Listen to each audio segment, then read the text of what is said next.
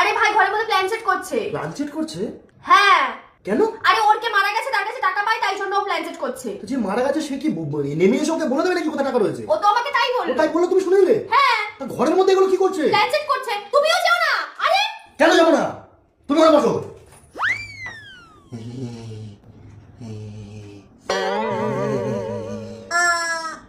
এই মাসি ছেলে,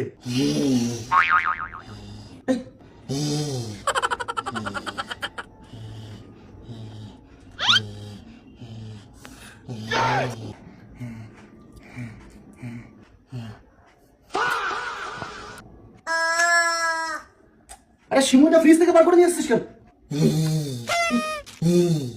তোর মাসির ছেলে আমি তোমাকে মেরেছে ভূতে। কি করছিস তুই বলো? আরে এটা কি? এইভাবে প্ল্যান চেক করে, এইভাবে না।